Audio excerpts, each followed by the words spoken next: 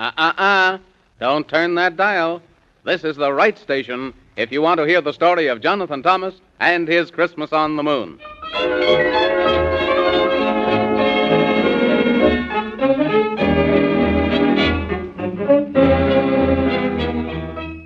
Now, of course, you remember about Jonathan Thomas, of how he went to the moon and made a promise.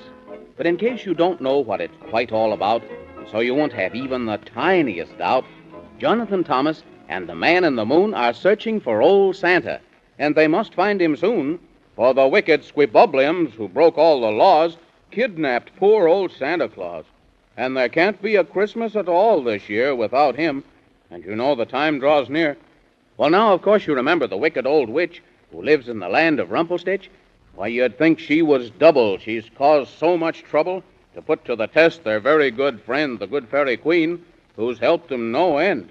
And the three little dwarfs who taught them to say the magical word of "on squee non squeak giggly vey," which helped them a lot, as far as they've got.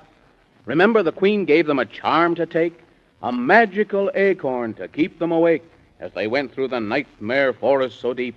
And she said, "Remember, you can't go to sleep." And then they passed a dragon whose fiery breath nearly sent all of them right to their death. And then, when they reached the forest so dark, a little white squirrel, kind of just for a lark, named Whiskery Bill, why, he drove them quite mad, for he teased them, and that's always bad, till Jonathan Thomas fell off the horse. And he fell even further than that, of course, for without the magical acorn to keep, why, naturally, he fell very sound asleep. And nothing except a bright red rose could wake him up. And my goodness knows there wasn't a red rose anywhere to be had. And so Whiskery Bill, he felt pretty bad, till the rose bush told that on the long rainbow he'd find some red rubies. And with them, she could grow a red, red rose. And so he hurried and was very much worried until he met a walrus who said he'd go along and show him the way so he wouldn't go wrong. Well, they got the rubies with a great deal of trouble. As a matter of fact, their troubles were double. And the rose bush, so kind, said that she didn't mind if she worked after hours to grow beautiful flowers, and she grew them a rose and kept her promise.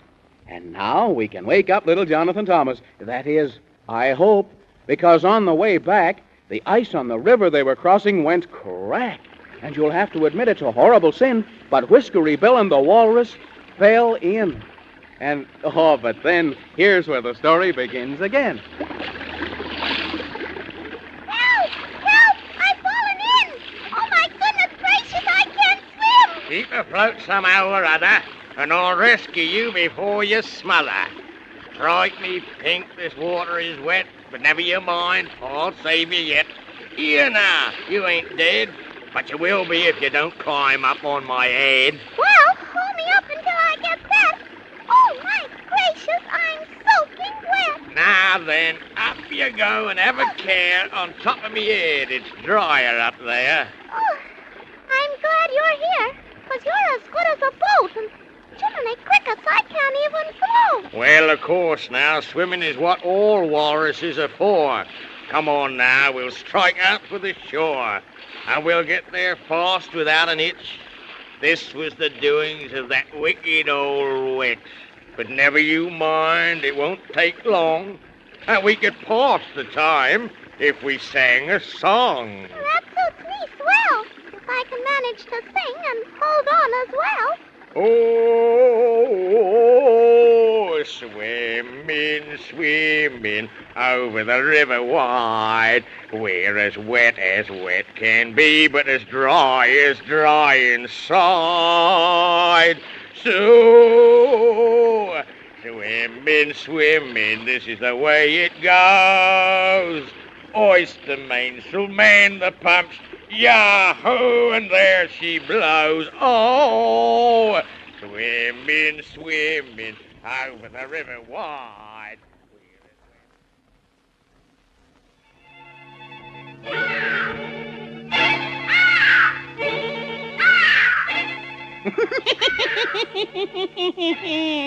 Oh, magic mirror on the wall, speak and say what doth befall Whiskery Bill and his walrus friend.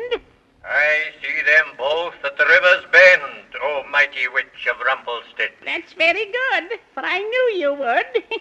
And now I'll laugh and cackerel, for my magic spell has worked well, and they're both as dead as a mackerel.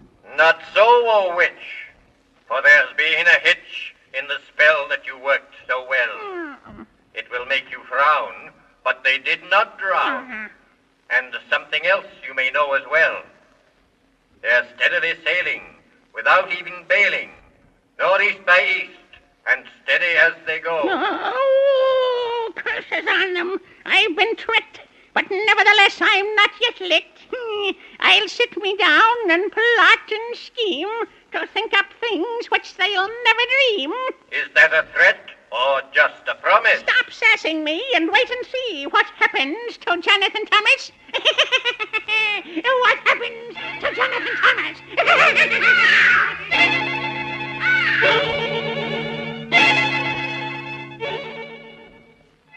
Hi-de-day and whipperty-snack. Look at me, for I've come back. Yeah. For gracious sakes to goodness, look who's arrived. Yep, and how awfully hard I've strived. But now we're in clover, 'cause that's all over. And now I can keep my promise.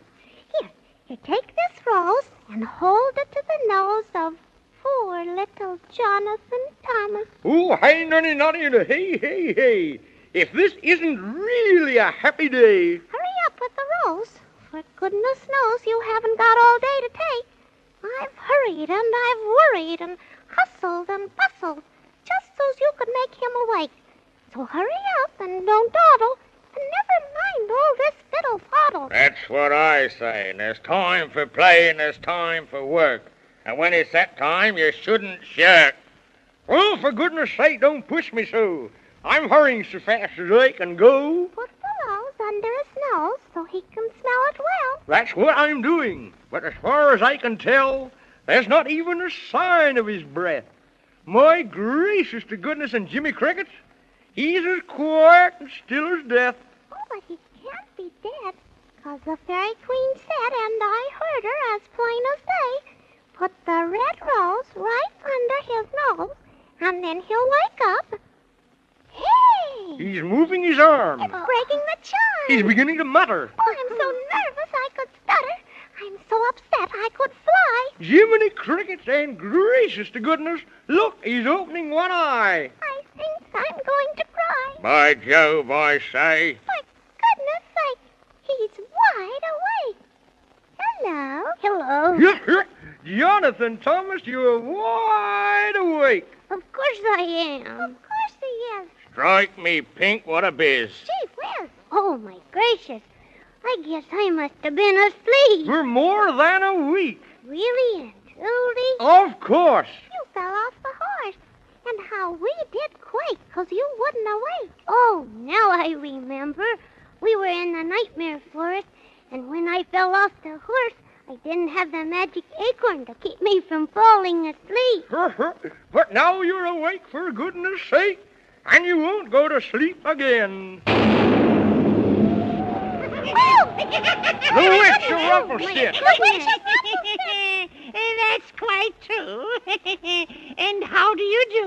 None of your business. How do we do? We won't tell you. You're not very polite, but that's quite all right. Why don't you go away? Yes, why don't you go away? I will, when I've said what I've got to say. You're badder than bad. You old coffee nerves ad. And you'd better get out of here. We'll make it so hot you'll wish you had got you and your horrible sneer. You keep quiet, you walrusy one, or you'll wish you had before I'm done. Yeah. Now listen to me, you foolish three.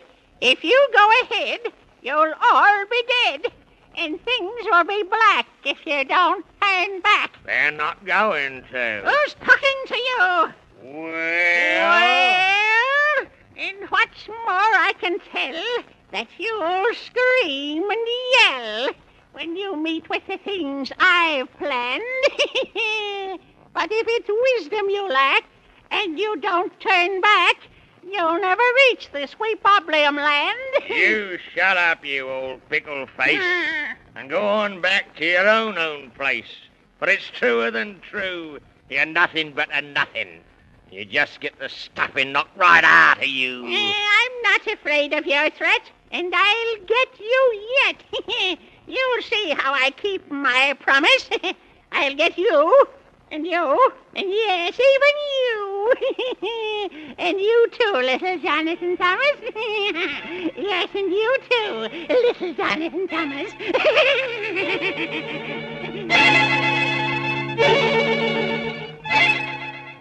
Oh, my goodness. Why doesn't that old witch mind her own business and leave poor little Jonathan Thomas alone? What in the world do you think she'll do? I wish I knew, don't you? But we'll find out, I guess, in the next story of Jonathan Thomas and his Christmas on the Moon. So don't forget to listen, will you? My goodness, I won't.